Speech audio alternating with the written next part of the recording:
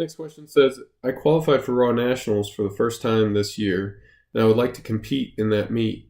Should I do another meet before then, as we're only approaching June and Raw Nationals is in October? It's really up to you. I wouldn't compete any later than August.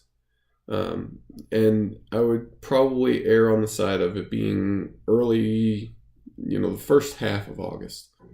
If you can compete earlier than that, even in July, that will be fine. But now we're getting into the point where, what's the point of competing if it's going to be a short loading block, a short development cycle to get in shape for that meet?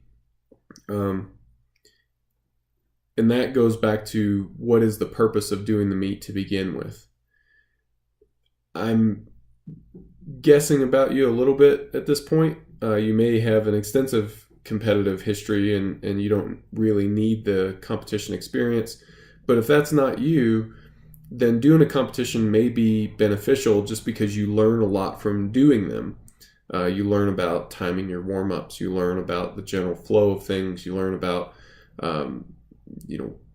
rules of performance in a practical way, a tactile way, and you just get more comfortable being in that environment.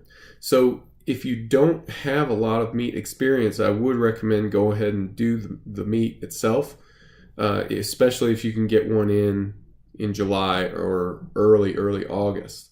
I wouldn't compete any later than that, though. It would be nice to have plenty of time for a full run up and a nice solid peaking strategy going into Raw Nationals.